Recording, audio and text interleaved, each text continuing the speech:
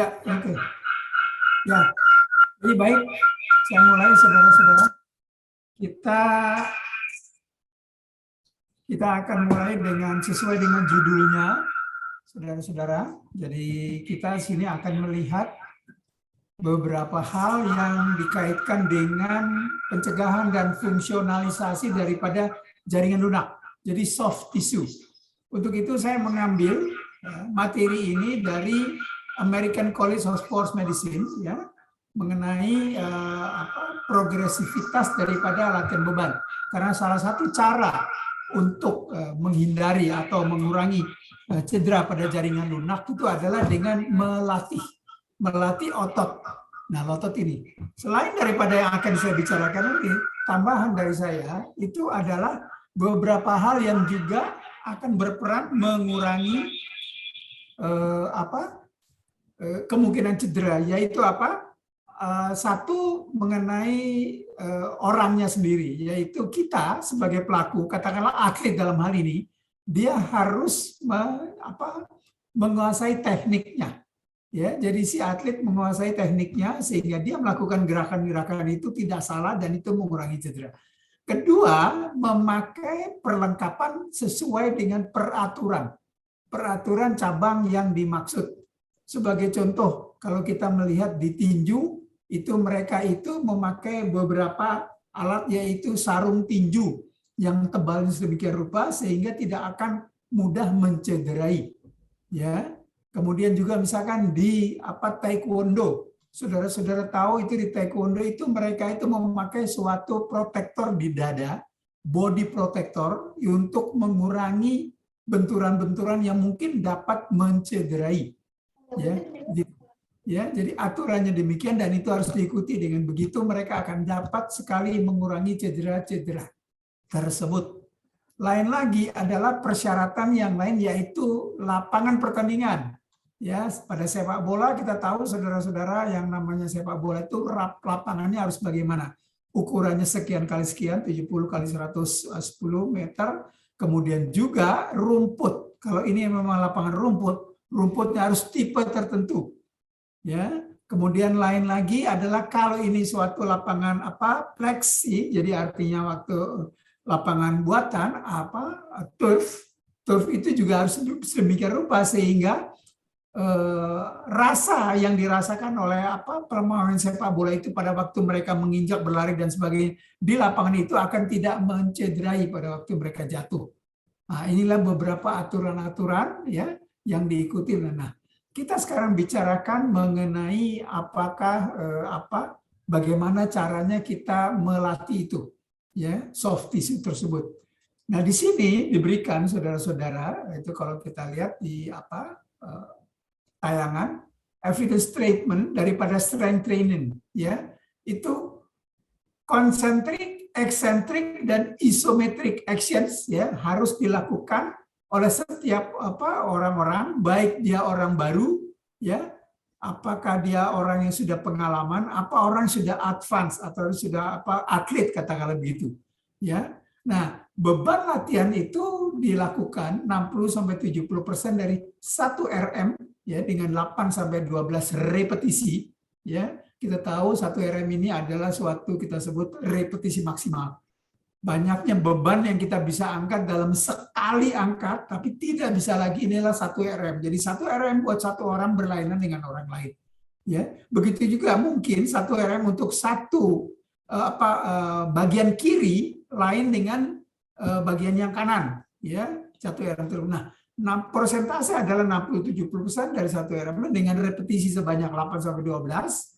Ya, untuk orang-orang yang baru, ya, untuk intermediate individual, ya, dengan pembebanan itu adalah 80-100% dari 1 RM untuk yang advance, ya.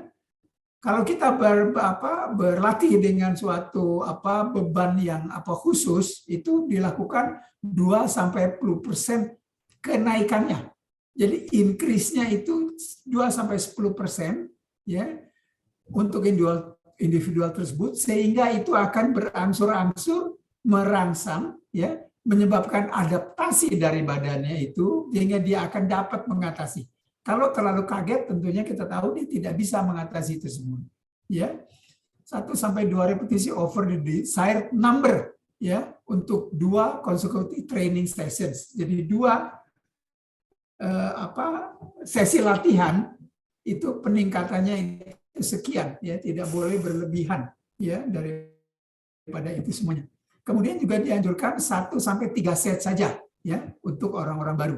Lalu bagaimana misalkan untuk orang-orang yang lebih advance, nanti kita bicarakan di situ, ya. Kemudian Anda di sini multiple set program, ya. Multiple set program artinya systematic variation volume intensitasnya, ya. Intensitasnya berapa, berarti kemudian volumenya, banyaknya load tersebut, itu recommended, dianjurkan untuk progression, ya, to intermediate and advanced training. Jadi mereka yang sudah advance atau intermediate, yang sedang-sedang saja, itu semuanya boleh melakukan multiple set program, ya. Di sini ada dikatakan unilateral dan bilateral, single and multiple joint exercise, ya. Jadi unilateral sebelah bagian sisi kiri atau sisi kanan, atau kemudian juga lakukan single dan multiple joint exercise. Kita tahu kalau kita hanya melakukan satu latihan seperti misalkan arm curl, ya, itu kita hanya memainkan single joint saja. Tapi kalau kita arm curl dengan kita barengi dengan misalkan kita jongkok, ya, itu namanya multiple joint exercise, ya. Itu harus dilakukan juga kalau bisa dengan penekanan pada multiple joint exercise untuk memaksimalkan kekuatan ini pada orang yang baru, ya, dan yang advance juga. Kenapa sih dilakukan multi joint ini? Karena satu itu supaya orang itu lebih terbiasa, ya, dengan gerakan-gerakan tersebut. Itu juga mengurangi waktu, ya. Kalau kita harus latihan upper body, kemudian kita tunggu, kemudian baru lower body, itu kadang-kadang mungkin kalau kita tidak punya waktu, ya, kita akan menghasilkan waktu banyak. Tapi kalau kita bersama-sama, kita secara simultan, upper body kemudian lower body atau mid section kita latih, itu akan cukup baik, waktunya tidak terlalu lama, ya. Nah, kemudian untuk peralatannya saudara-saudara, free weight, ya, beban, barbel, dumbbell, dan machine dengan peralatan yang canggih-canggih, itu dapat dilakukan untuk latihan-latihan ini, ya. Untuk yang advance, yang atlet katakanlah, itu dianjurkan sekali, ya, untuk free weight exercise dengan machine, ya, to be complement programnya, ya. Recommendation for sequencing exercise untuk novice immediate advanced training include large muscle group, ya. Jadi dalam latihan beban ini, saudara-saudara, kita selalu mengusahakan supaya seluruh otot-otot besar itu akan terkena, ya, akan terlatih sehingga itu akan baik sekali. Otot-otot kecil yang mungkin secara spesifik kita perlukan, kita boleh tambahkan, terutama untuk yang advance. Saya katakan untuk yang advance, ya. Jadi beberapa cabang olahraga tertentu butuh melatih memang otot-otot yang kecil atau yang spesifik tersebut. Tapi untuk awam, barangkali kalau Anda misalkan melatih orang-orang awam itu di gym dan sebagainya, latihan untuk otot-otot besar itu akan sangat cukup sekali dalam hal ini, ya. Kemudian dilihat sini higher intensity exercise before lower intensity exercise, ya, atau rotation, ya, upper kemudian opposing muscle. Jadi kalau kita lihat station saudara-saudara yang ditaruh di gym atau tempat-tempat latihan, itu dari satu station ke station yang berikutnya, itu biasanya station pertama katakanlah, itu kita misalkan melatih upper body, kemudian station kedua, itu kita melatih lower body-nya atau mid section-nya. Tidak akan upper dengan upper, itu maksudnya supaya apa? Setelah Anda melatih upper body, kemudian Anda melatih lower body, itu yang upper body-nya tuh ngaso dulu, istirahat dulu. Nah, ini cara yang baik supaya berikutnya kita lakukan upper lagi, jadi sudah cukup siap untuk melakukan exercise tersebut, ya. Nah, sekarang mengenai rest period-nya. Rest period atau masa istirahat antara satu latihan, ya, satu station dengan latihan, itu bisa 2-3 menit. Ya, 2-3 menit. Ada beberapa buku yang menyatakan katanya 1-2 menit. Kira-kira demikianlah. Ya, 1-2-3 menit di sini dikatakan untuk core exercise, ya, using heavier loads untuk yang novice, untuk baru, ya, untuk yang sedang saja, yang sudah agak lanjut dan yang lanjut sekali, begitu, ya. 1-2 menit, ya, mungkin akan cukup sekali. Nah, untuk orang-orang yang tidak terlatih, untrained individual, itu direkomendasi slow to moderate concentric velocities. Ya, jadi slow to moderate. Mereka kita tidak anjurkan harus melakukannya itu execution-nya. Itu tidak usah cepat, tapi pelan saja. Ingat, ini orang yang mungkin tidak pernah melatih sama sekali.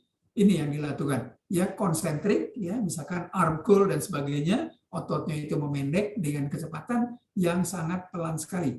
Nah, untuk yang intermediate itu dianjurkan untuk moderate, ya, velocity dipakainya. Jadi agak cepat sedikit boleh. Ya, begitu. Ya. Nah, kemudian untuk yang advance, ya, saudara-saudara yang atlet katakanlah, the inclusion of continuum velocities unintentionally slow to fast. Jadi mereka bisa melakukan itu katakanlah pelan dulu, kemudian mereka melakukan cepat juga bisa. Karena umumnya mereka sudah terbiasa melakukan kegiatan-kegiatan seperti ini. Ya. Kemudian itu direkomendasikan juga untuk orang-orang yang baru itu berlatihnya berapa kalinya, frekuensinya per minggu itu 2-3 kali.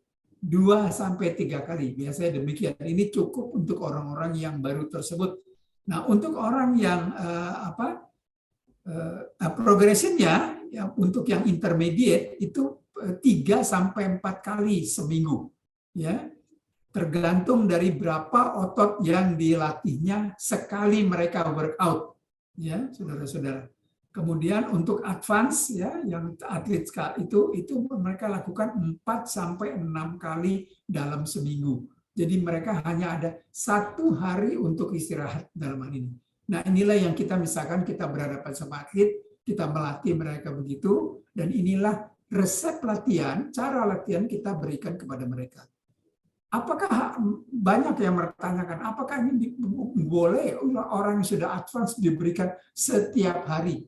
Saya kira tidak demikian, karena apapun juga masa istirahat itu perlu sekali.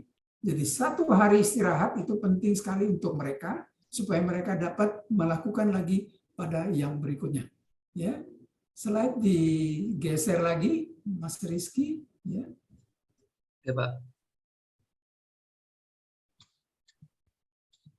Terus sampai muscle hypertrofinya paling atas, ya. Nah, kita sekarang melihat Bapak Ibu sekalian, itu judul yang saya lihat di sini, muscle hypertrophy. Jadi pembesaran. Jadi kita sudah lihat aturannya bagaimana, ya, karena ini saya katakan ini ngomong mengenai progresivitas. Nah, sekarang mengenai hipertrofinya. Apa hipertrofi? Pembesaran. Kita jelas akan ototnya membesar. Perempuan juga apakah otot membesar? Sedikit. Laki-laki jelas. Kenapa ini ada bedanya? Karena hormon yang membesarkan otot, yaitu testosteron, ya, ada di kadarnya. Di kita laki-laki lebih banyak, kira-kira 10 kali lipat daripada wanita. Ya, jadi kalau wanita latihan beban, mereka tidak akan terlalu hipertrofi, sedang-sedang saja. Tetapi kalau kita laki, tentunya akan lebih besar. Dan itu suatu hal yang wajar dalam hal ini. Kalau Anda melihat misalkan gambar-gambar atau foto yang ada misalkan Binaragawati yang besar sekali, bahkan kadang-kadang melebihi pria, itu jelas tidak wajar. Karena apa? Mereka itu disuntikkan hormon-hormon laki-laki, hormon androgen, testosteron, growth hormone dan sebagainya, sehingga menjadi besar. Dan itu tentunya mempunyai implikasi yang tidak baik dalam hal ini. Ya. Untuk pembesaran otot, rekomendasinya adalah untuk konsentrik, eksentrik, dan isometrik itu harus diikutsertakan. Bagaimana untuk yang baru? Untuk novice dan intermediate training, itu rekomendasi moderate loading to be used. Moderate berapa? 75 sampai 80% dari 1 RM. Hampir sama dengan tadi, Bapak Ibu sekalian, 8 sampai 12 repetisi per set. Dengan banyaknya, ya, set itu adalah 1 sampai 3 set saja, ya, itu untuk novice sama yang intermediate. Nah, untuk yang advance, yang atlet ini tadi, itu direkomendasikan loading range-nya itu antara 70 sampai 100. Nah, ini bedanya ya. 100% dari 1 RM ya. Biasa 1 sampai 12 repetisi. Nah, setnya ini memang lebih banyak. Ya. Saudara lihat ini 3 sampai 6 set per exercise. Ya, jelas lebih banyak daripada 1 sampai 3 set yang disebutkan. Ya. Sebegitu rupa ya, sehingga majority of training disebutkan 16 RM dan less training equal to 1 RM ya. Kalau trainingnya itu lebih ringan ya, itu 1 sampai 6 RM loadingnya saja ya, loadingnya 1 sampai 6 RM saja ya. Dianjurkan juga single and multiple joint free weight ya, and machine exercise. Jadi kita boleh pakai alat karena alat itu biasanya khusus untuk otot-otot satu saja. Jadi kita boleh ingat, kita ini untuk orang-orang yang advance dalam hari ini. Ya, ini juga dianjurkan juga ya untuk 1 sampai 2 menit ya rest period. Ya, jadi interval ya 1 sampai 2 menit ini di sini dianjurkan untuk yang novice sama yang intermediate ya. Nah, untuk yang advanced training ya atau orang mereka yang sudah itu exercise-nya itu adalah rest period-nya 2 sampai 3 menit ya. Dengan berat yang heavy loading ya, core exercise 1-2 menit ya. Ini yang dianjurkan untuk mereka tersebut ya.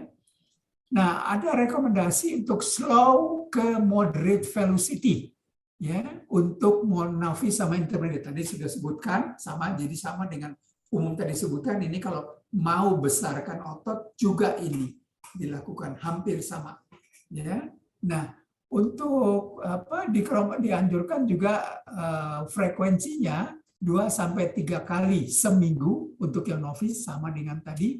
Untuk intermediate training itu dianjurkan mereka melakukan 4 kali seminggu ya, dengan when using upper lower body split routine. Nah, ini split routine juga istilah ini saya kira-kira saudara-saudara sudah kenal, yaitu suatu cara kita latihan di mana pada satu sesi latihan kita hanya melatih misalnya otot atas saja, upper body pada hari Senin. Kemudian berikutnya pada hari Rabu kita latihan, itu kita melatih mid section-nya, bagian tengahnya, ya, yang upper-nya ngaso. Kemudian berikutnya lagi pada Jumat, 1 hari interval, kita melatih yang lower body. Jadi kita split itu semuanya. Apakah ini bermanfaat? Ya, karena dengan split rutin ini, istirahat untuk otot yang sudah kita latih, itu akan jadi lebih bagus lagi. Ya. Kemudian untuk berikutnya otot ini akan bisa perform lebih bagus lagi, mengangkat dengan kemajuan daripada peningkatan progresivitas yang lebih bagus tentunya. Nah, ini yang dianjurkan untuk ini. Ya. Untuk yang advanced training frekuensinya sama 4 sampai 6 kali seminggu diberikannya demikian. Ya, jadi ada beberapa macam ya ini. Kemudian muscle power, saudara-saudara, nah kita sendiri tahu apa bedanya power dengan strength. Strength itu hanya kalau kita bisa, tadi saya katakan 1 RM yang kita angkat itu strength-nya 1 RM, ngangkat 1 jerat 10 kilo, strength-nya 1 RM. Tetapi power ini ada faktor waktu. Jadi apa biasanya ini akan cepat sekali untuk menghasilkan suatu power. Ya, yang namanya power adalah strength kali speed dalam hal ini. Ya. Pemakaian yang multiple joint exercise yang secara dominan ya itu kita anjurkan di sini untuk novice ya, untuk intermediate dan untuk yang advance juga. Jadi untuk speed ini, untuk muscle menghasilkan muscle yang bagus, power yang baik itu dianjurkan untuk multiple joint exercise ya. Dianjurkan ya typical strength training program, a power component incorporated consisting 1 sampai 3 set ya untuk exercise 1-3 set dalam, jadi nggak terlalu banyak sekali. Moderate loading 30 sampai 60% dari 1 RM untuk upper body exercise, tapi 60% ya dari 1 RM untuk lower body dan 3 sampai 6 repetisi, ya. Jangan sampai capek sekali, not to failure dikasihkan. Ya.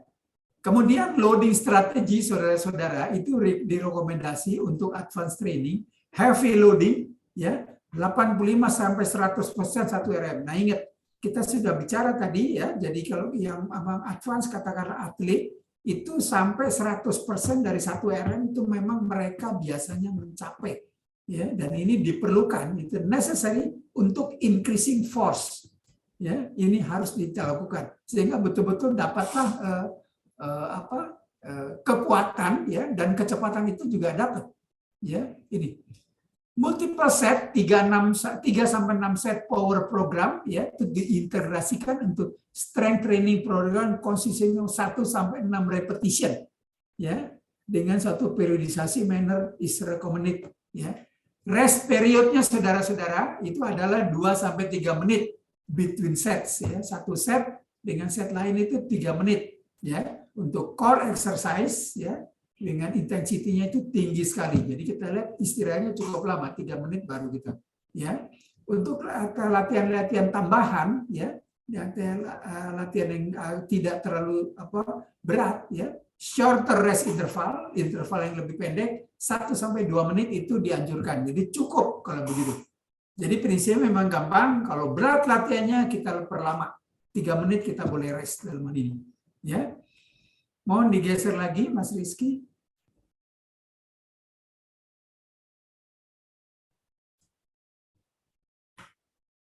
Ya, terus.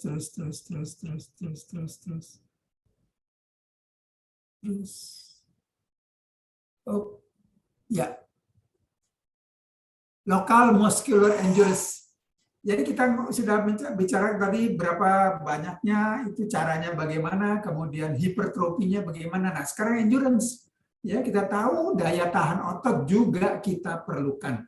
Nah, sekarang bagaimana sih kita melatihnya? Seberapa progresivitasnya?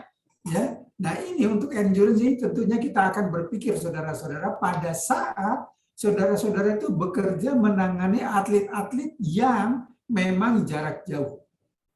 Ya, lari jarak jauh, triathlon, duathlon, ya, lari maraton juga. Meskipun mereka itu secara kardiovaskuler menonjol, tetapi untuk lokal muscular endurance itu harus kita lakukan memang, sehingga mereka bisa tahan lama melakukan ini. Nah, bagaimana kita lakukan ini? Ya, kalau strength power kita sudah lihat itu, angkat besi, binaraga dan sebagainya, ya. Tinju itu adalah tadi kita powernya cepat banyak. Itu recommended, ya. Unilateral and bilateral multiple single joint exercise itu tetap kita lakukan juga, ya, untuk orang gini. Untuk novice dan intermediate training, ya, direkomendasi relatively light load to be used. Ya, ingat. Nah, ini bedanya di sini. 10 sampai 15 repetisi dengan moderate to high volume. Volumenya yang banyak memang, ya, pelan-pelan tapi banyak sekali. Ulangannya 10 sampai kita. Tadi yang untuk power 8 sampai 12 cukup kita lakukan. Betul. Ya. Kemudian untuk yang advance, yang atlet ini direkomendasikan various loading strategies, ya, untuk multiple set exercise 10 sampai 25 repetition. Nah, inilah. Jadi si pelari jarak jauh, apakah dia mesti latihan beban? Iya. Misalnya si pelari jarak jauh itu melatih otot-otot calf, ya, otot betisnya itu dengan ulangan repetisi sebanyak 10 sampai 25 kali, ya. Ya, in a period of leading to a higher overall volume. Sekali lagi itu adalah intensitinya ringan, ya, beratnya itu enggak begitu, cuman lama sekali. Jadi volumenya itu akan banyak sekali, ya. Direkomendasikan mengenai rest periodnya. Is recommended short rest period to be used untuk muscular endurance training. Misalkan 1 sampai 2 menit, ya, untuk high repetition set tadi 15-20 kali si pelari tadi, tapi intervalnya intervalnya rest periodnya 1-2 menit saja. Itu sudah cukup, ya. Untuk circuit weight training, ya, circuit weight training menjalankan circuit itu recommended-nya adalah rest period correspond berhubungan dengan waktu yang dibutuhkan ya untuk satu exercise ke exercise yang berikutnya ya. Nah, low frekuensi itu sampai 2 sampai 3 kali saja seminggu adalah efektif untuk novice individual ya. Jadi mereka yang orang baru latih, baru mulai lari juga, nggak usah diberikan latihan banyak ya, bahkan ini 2 sampai 3 kali seminggu. Ini kadang-kadang banyak yang memberikan hanya 1 sampai 2 kali saja ya, untuk training the entire body, seluruh badannya dalam hal ini. Ya, untuk yang intermediate training, saudara-saudara, itu latihannya 3 kali seminggu, ya, untuk total body workout, ya, dan 4 kali seminggu untuk upper sama lower body split rutin, seperti tadi split rutin, ya. Hari ini, kemudian latihan berikutnya bagian yang lain daripada badan tersebut, ya.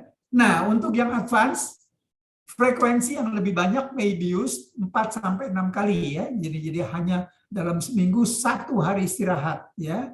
If muscle group split routine dipakai dalam hal ini ya. Rekomendasi juga dan intelligence slow velocity. Jadi tidak usah kita memakai suatu kecepatan yang cepat. Kalau tadi power kita cepat sekali ya, cepat-cepatnya, tapi ini tidak usah ya, biasa-biasa saja. Ya, when moderate number of repetition 10 sampai 15 yang kita pakai ya. Kalau kita melakukan 15 sampai 25 repetisi atau lebih, moderate to faster lebih dianjurkan. Nah, ini untuk orang-orang yang biasanya katakanlah ini atlet yang sudah advance ya. Jadi mereka atlet yang elit itu mereka sanggup melakukan hal-hal yang seperti ini ya. Berikutnya saudara, setelah muscular endurance ada motor performance ya, performance. Itu dianjurkan apa? Ini untuk performance dari secara motorik kita ya. Multiple joint exercise be performed ya. Kita lakukan lagi latihan multiple joint ya, using kombinasi of heavy and light to moderate loading. Jadi bebannya bisa antara ringan sampai berat melihat daripada orangnya tersebut, nah kita bisa lakukan sehingga secara motorik dia sudah bisa di otak ini bahwa ini sudah biasa dilakukan. Apakah cepat, apakah lambat, itu bisa sudah terbiasa dalam melakukan ini. Ya. Nah, kemudian periodisasi visionnya 4, ini high volume 4 sampai 6 kali seminggu ya, untuk maksimal progression ini in vertical jumping ability. Nah, ini memang khusus kita lihat di sini untuk jumping ability ya, itu untuk otot-otot tungkai. Kalau kita ngomong dengan otot tungkai itu biasanya untuk jumping itu adalah otot-otot paha depan atau quadricep ya. The inclusion of plyometric training. Jadi plyometric training kita lakukan di sini of exercise involving various jumps in combination with resistance training juga direkomendasi. Jadi sekali-sekali kita juga berikan latihan plyometric untuk ini. Ya. Dianjurkannya kombinasi of heavy resistance dan ballistic resistance training. Ya. Ballistic artinya berulang-ulang. Ya, itu kita lakukan to be included in the sprinting ability. Ini terutama untuk yang jarak pendek, katakanlah kita melatih atlet-atlet jarak pendek yang ada tenaga ledaknya banyak. Ya, ini yang kita lakukan. Berikut Mas, untuk kita geser lagi sedikit untuk. Nah, ini older adult. Nah, ini saya kira ini yang terakhir ya. Untuk bagaimana mengenai orang tua ya, kalau Anda melatih orang tua dalam hal ini, apakah mereka juga kita latih untuk ini? Betul. Ini yang saya kira juga kita perhatikan, kawan-kawan sekalian. Banyak orang-orang di kita di Indonesia yang menyatakan, kalau orang kita sudah tua, nggak usahlah latihan. Sudah diam-diam saja, ini yang salah. Ya, mereka latihan tidak mau, apa itu latihan beban? Mereka bilang latihan beban itu kita tidak mau besar badannya seperti bercentolan ototnya, bukan demikian, tapi mereka tetap ya untuk improvement atau kenaikan daripada strength and hypertrophy in older adults. Ini ditekankan di sini. Kenapa mesti ada hipertrofi dan kenapa mesti ada kekuatan? Kalau seorang itu tidak melatih beban, katakanlah umur 60-70 tahun, itu ototnya jelas menjadi kecil, ya, tidak besar, dan kemudian tidak kuat. Dan ini menyebabkan si lansia tersebut menjadi ringkih. Ya. Pemakaian both, ya, keduanya multiple and single joint exercise, ya, itu akan tetap dianjurkan. Nah, berapa banyaknya? Itu 1 sampai 3 set. Jadi hampir sama seperti tadi, Saudara. 1 sampai 3 set per exercise. Beratnya berapa? Intensitasnya adalah 60 sampai 80%. Saya rekomen di sini kalau saya kira ini 1 RM-nya jangan sampai 80 deh. Mungkin untuk orang kita terlalu berat, kita memakai 60 saja, 60% dari 1 RM. Ulangannya berapa? Repetisi adalah 8 sampai 12 repetisi dengan 1 sampai 3 menit rest period. Ya, jadi kita lebih panjangkan saja karena ingat menjadi tua orang itu akan lebih lama pulihnya. Ya, recovery-nya akan lebih lama dan itu tidak apa-apa. Ingat kita berhadapan dengan orang yang sudah berumur dengan kekuatan itu menurun. Increasing power in healthy older adults include, ya, jadi peningkatan power di sini, training untuk improve muscular strength, jadi ototnya kuat dulu, ya. Kemudian performance both single and multiple joint. Jadi multiple joint latihan tetap kita lakukan untuk orang-orang ini dengan 1 sampai 3 set, ya, per exercise, ya, memakai beban light to moderate loading. Berapa? 30 sampai 60% dari 1 RM, ya. 6 sampai 10 repetition dengan high repetition velocity. Kecepatannya bisa agak cepat. Kenapa? Karena bebannya memang lebih ringan, ya. Rekomendasi yang sesuai itu kita bisa lakukan untuk seperti apa orang tua ini kita bisa terapkan kepada anak muda, young adults, ya. Misalnya low kepada moderate, loads perform for moderate high repetisi. Jadi repetisinya 15 kali sampai 10 sampai 15 kali, ya, meningkatkan muscular endurance. Nah, inilah saya kira Bapak Ibu sekalian, ya, suatu progresivitas latihan yang gitu. Dan ini saudara-saudara pada saat Anda melakukan program ini, apa yang tertulis ini adalah garis besarnya, ya, benang merahnya. Kalau klien kita orang itu misalkan lebih lemah, ya, itu boleh kita variasikan dan ini disesuaikan dengan kemampuan masing-masing. Catatan sedikit untuk mereka yang mempunyai penyakit penyerta lain, ya, misalnya mereka mau diabetes, kemudian sakit jantung, kemudian stroke, tentu ada cara-cara yang tersendiri, ya, yang kita lakukan untuk orang-orang ini. Tapi yakinlah kita, Bapak Ibu sekalian, bahwa apa-apa yang kita lakukan ini bisa tetap yang namanya latihan beban atau weight training kita lakukan untuk memperbaiki dan meningkatkan fungsi daripada jaringan lunak dalam hal ini. Ya. Saya kira itu mungkin pembicaraan saya, ya, Mas Rizky. Saya akhiri, ya. Barangkali ada pertanyaan. Oke, Dok, terima kasih. Teman-teman, sekiranya ada pertanyaan, silahkan untuk bertanya. Dinyalakan mic-nya, silakan. Mas Julius. Halo. Ya, silakan, Mas. Selamat pagi, Dok. Saya mau bertanya, Dok. Saya kan fisioterapi, juga untuk menangani rilis otot itu, Dok. Ketika kita rilis otot untuk atlet, apakah atlet itu untuk biasanya kan harus ada rest, ya? Maaf, lebih keras. Halo, suara saya kedengeran, Dok. Sudah, Mas Rizky. Halo. Ada suara saya? Masih agak pelan. Halo, seperti ya, ini? Ya, oke. Oke. Gini, Dok, langsung aja ke intinya. Kalau untuk atlet, setelah dirilis otot, apakah sebaiknya bisakah untuk rest atau bisakah langsung untuk dia berlatih lagi atau memang harus perlu rest, istirahat otot? Terima kasih. Oke, baik, saya jawab ya. Jadi untuk atlet memang mereka itu kalau kita sudah dirilis, itu mereka bisa latihan lagi, ya. Nah, ini memang apa yang Anda lakukan sudah memang tugas Anda, tetapi biasanya kita lihat pada program latihan. Kalau program latihannya benar, apa yang sudah Anda lakukan itu, dia akan benar besoknya bisa melakukan latihan tersebut.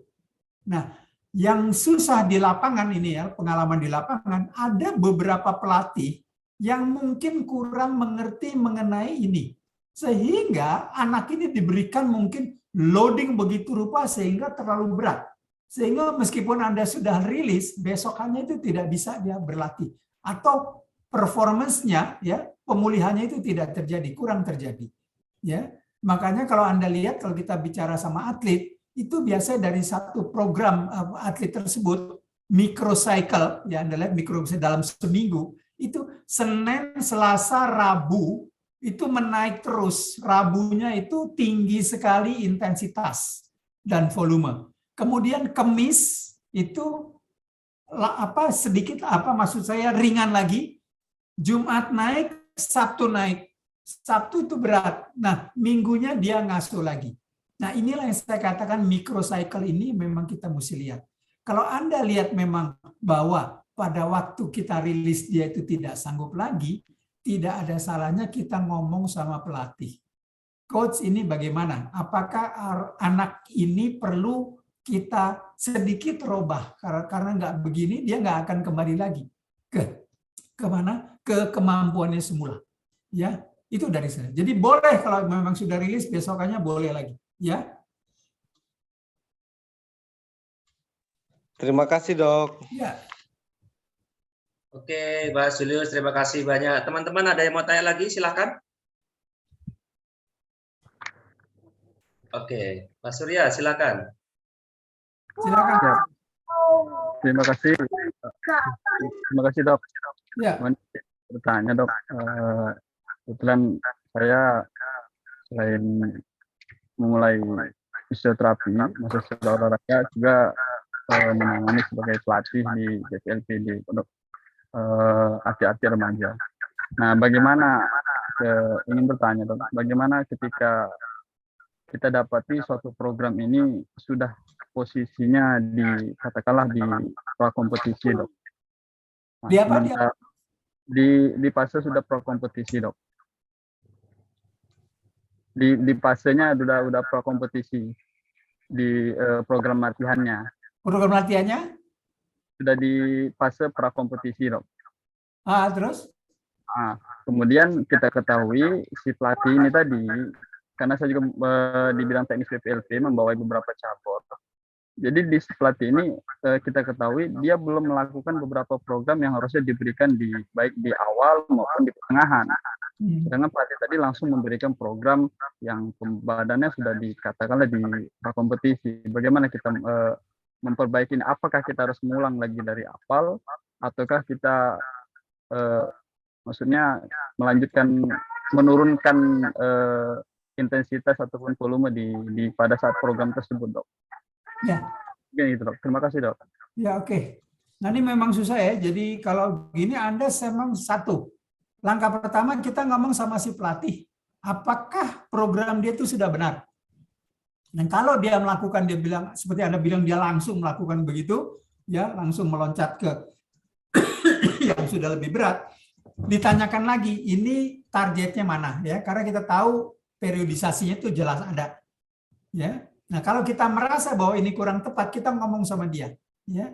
Tapi kalau dia nanti mengatakan bahwa ini sudah kalkulasi dialah, katakan ada ini sudah program dia dengan matang, ya apa boleh buat kita ikutin. Tapi Anda katakan juga sama dia, ya ingat bahwa kalau program ini dijalankan, ini belum tentu akan mencapai hasil yang optimal. Nah, itu Anda mesti katakan pada dia. Kenapa? Karena menurut pengalaman Anda sebagai fisioterapis dan sebagai masseur, ini akan sangat kurang menunjang performance-nya anak tersebut.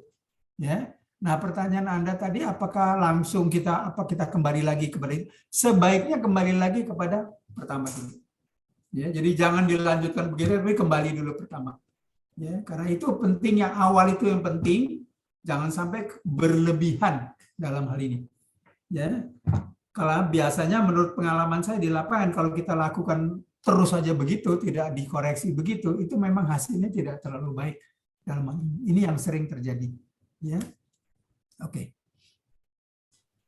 Terima kasih, Dok. Ya, terima kasih Mas Surya. Ya, oke, teman-teman ada lagi? Oh, ini ada yang chat, Dok. Oke, saya bacakan ya dari Pak Sutopo. Oke. Mohon izin bertanya, Dokter. Apakah selain pelatihan otot untuk atlet, apakah makanan juga perlu diperhatikan, khususnya atlet binaraga? Kemudian untuk atlet binaraga, apakah efek dari penggunaan hormon yang berlebih bagi atlet binaraga pria dan wanita? Dan bagi atlet binaraga yang mengkonsumsi hormon secara berlebih, berarti mereka sudah tahu konsekuensi dan efeknya. Begitu, Dok. Ya, oke. Saya jawab pertama mengenai makanan. Apakah makanan ini berfungsi betul pada saat kita latihan beban? Ya, sangat.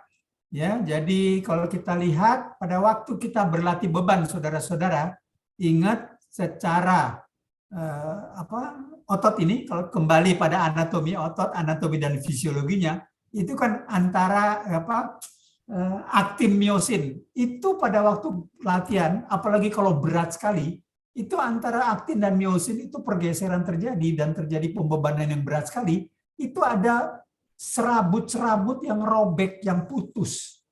Dan ini memang wajar demikian. Nah, ini akan nyambung kembali, ya, atau recovery, ya, akan pulih kembali pada waktu istirahat. Maka itulah saya katakan perlunya istirahat dan di situ. Dan tugas Anda sebagai merilis tersebut, mengembalikan ototnya itu, tugas Anda tuh di situ. Nah, apakah makanan berpengaruh? Ya, jelas protein. Protein itu diberikan memang untuk supaya otot-otot yang robek tadi akan cepat menyatu kembali, ya, sehingga mereka pulih lagi dan besokannya katakanlah atau pada waktu latihan berikut, sesi berikut mereka bisa berlatih kembali. Suatu contoh misalkan saudara-saudara katakanlah seorang pelari jarak jauh, ya, saya ngomong pelari jarak jauh, maraton dan sebagainya, itu kalau misalkan dia melakukan latihan yang berat sekali, ya, kemudian katakanlah dia latihan 2 jam gitu, 2 jam atau 3 jam, setelah latihan tersebut besokannya memang mesti harus latihan lagi, itu pada waktu selesai latihan, ya, di post exercise, itu mereka kita berikan makanan berupa karbohidrat untuk mengembalikan karbohidrat yang sudah hilang selama dia lari tadi, plus protein. Fungsi protein di sini adalah untuk mempercepat pemulihan otot-otot yang robek pada waktu berlatih tadi. Jadi biasanya apa yang paling praktis untuk diberikan itu coklat susu.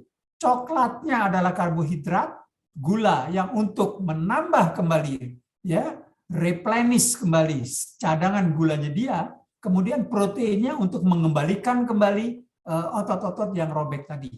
Boleh kita tambahkan di sini vitamin C, saudara-saudara, karena kita tahu vitamin C adalah vitamin yang fungsinya untuk menyambungkan lagi bagian-bagian sel-sel yang sudah pecah-pecah, katakanlah robek-robek. Demikian. Itu yang pertama. Kemudian yang kedua, saudara, mengenai bagaimana pemakaian hormon. Dari saya, ya, hormon tidak dianjurkan untuk dipakai apapun. Inilah yang, maaf, yang saya katakan di olahraga binaraga ya saya katakan, ya. Ini pemakaian hormon itu menjadi sangat biasa di sini karena orang supaya badannya besar, mereka memakai hormon tadi yang saya katakan, testosteron, androgen dan sebagainya, supaya ototnya besar. Padahal hormon yang di dalam kita itu sudah ada. Kalau ada pemakaian hormon itu, satu, itu melanggar dalam segi etika dan dalam segi itu kesehatan. Yang namanya hormon testosteron itu termasuk dalam doping dan hukumannya sangat berat, 4 tahun atau bisa seumur hidup kalau ketahuan pemakaiannya. Kedua, kita memakai hormon tersebut, ya, baik laki-laki dan perempuan, ya, saudara-saudara, akan mempengaruhi keseimbangan hormon yang ada di badan. Jadi hormon di badan kita, saudara-saudara, itu ada kira-kira 30-an, ya, ada 30-an kira. Itu suatu dalam keseimbangan, ya, seperti saya tunjuk. Jadi hormon ini, hormon A sekian, hormon B sekian, hormon C sekian, hormon ini semuanya dalam keseimbangan. Kalau kita masukin hormon dari luar, hormon lain, katakanlah testosteron, ini testosteron yang dari badannya sendiri, itu akan berubah. Akan jadi ada gangguan hormon semuanya. Nah, inilah yang sangat merusak pemakaian hormon-hormon ini. Ya, pemakaian hormon pada testosteron pada laki-laki menyebabkan otot membesar, betul. Badannya besar. Tapi lihat apa efeknya macam-macam. Apa hormon yang dari asalnya seperti yang tadi ditekan sehingga pembentukan sperma saudara-saudara si laki tersebut akan menjadi berkurang.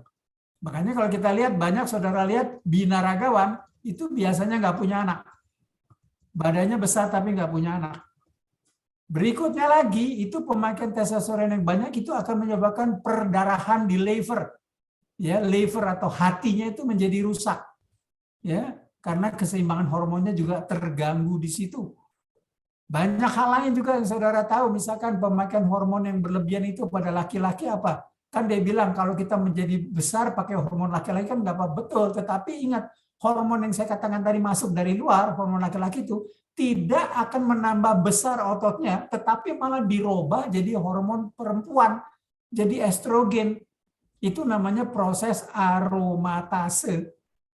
Ya, aromatase, jadi hormon yang testosteron yang masuk dirubah jadi estrogen, akibatnya apa? Hormon estrogennya meningkat.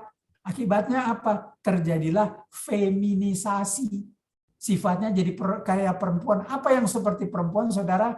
Suaranya seperti perempuan. Coba Anda lihat binaraga yang badannya besar-besar, Anda coba ngomong sama mereka. Mereka punya suara yang high pitch, kecil suaranya. Kedua, dadanya membesar berlebihan yang namanya ginekomastia.